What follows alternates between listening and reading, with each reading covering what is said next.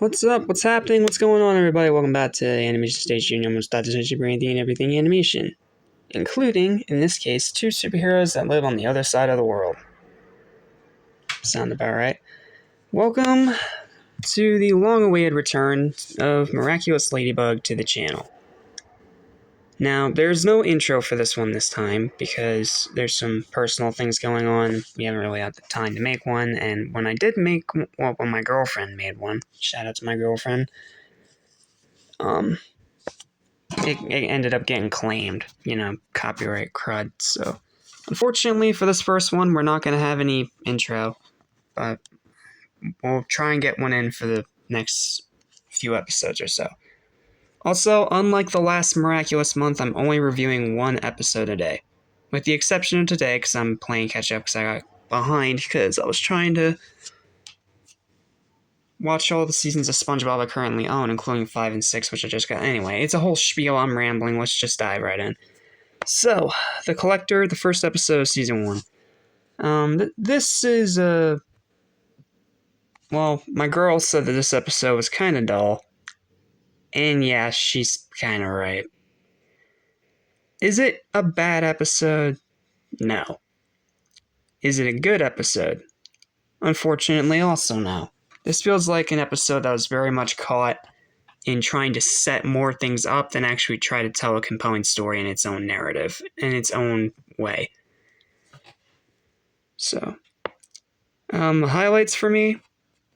Are there any? Yes, every conversation that Marinette has with the Master, that's my highlight. It's a very, very interesting way to go about it. And some of the reactions, especially towards the end, are very funny. And yes, we do learn a bit more about Adrian's dad and a bunch of other stuff, but the reason why this episode is so dull is because, well, Gabriel's the villain. Like, Gabriel literally re-announces his Akuma, sets up a whole freak out to trick Ladybug and Cat Noir, which is smart, I'll admit. But then he just akumatizes himself and becomes a completely different villain.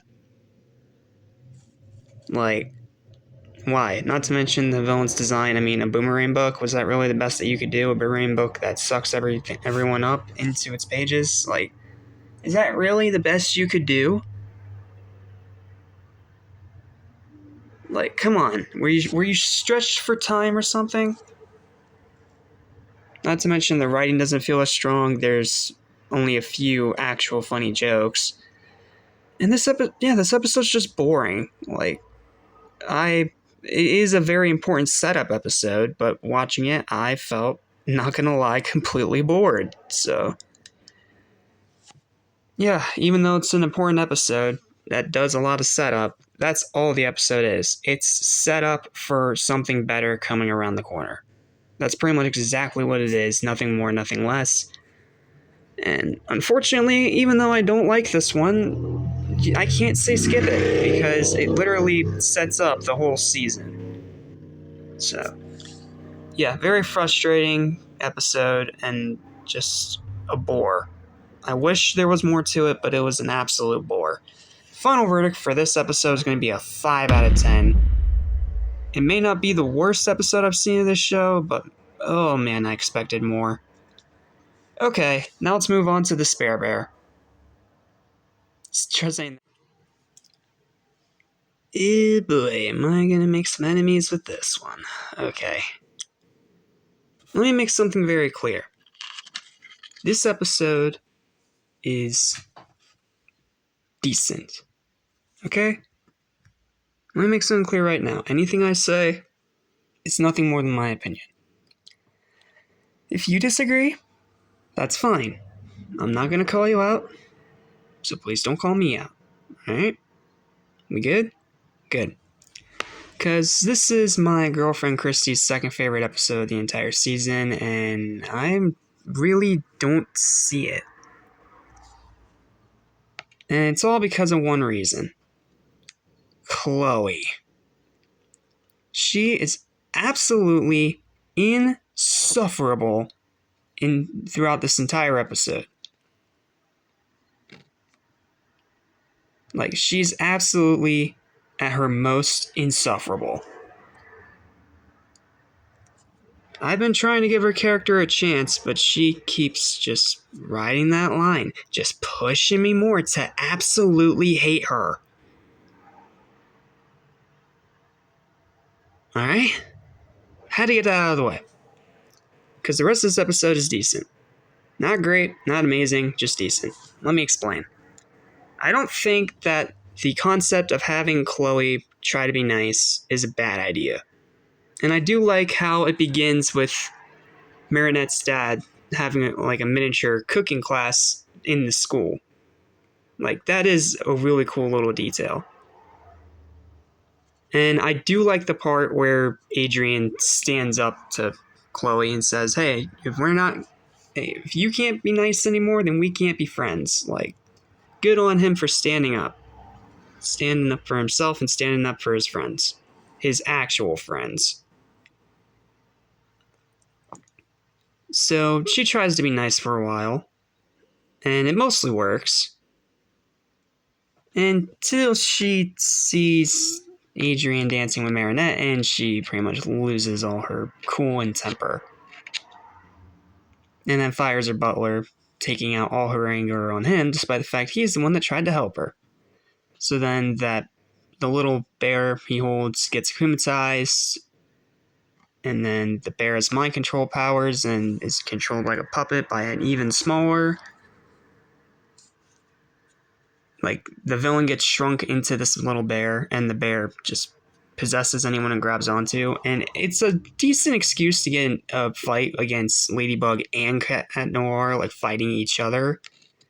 But I don't know. It just feels weird, and I hate the shoehorned in ending about Chloe having to be the thing that actually lets Ladybug win. Like, why?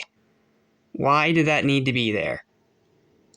I'm sure Ladybug could have found a better reason than just, hey, Chloe, please do this thing to win this fight for me, because apparently I can't on my own. Like, come on, really? That is so bad and forced. And then as soon as Adrian reaffirms his friendship with her, bad move on his part, she then goes right back to being the same old snob she's always been. So yeah, I'm sorry. Chloe just really drags this episode down so much lower than it could be, because otherwise it's pretty good.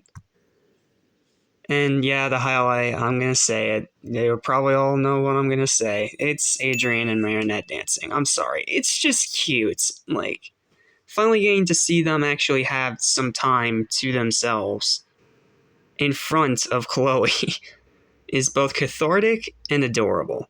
Like, seriously, they're so cute. That scene is so cute. At least, as you know, until Chloe ruins it. Because Chloe has to ruin everything, including episodes of the show that she's in, apparently. Final verdict for this one's a 6. It's a decent episode. I didn't hate myself while watching, but man, did Chloe really get on my nerves at times.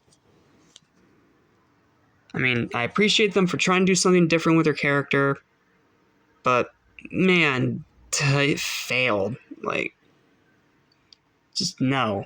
Please never try this again, okay?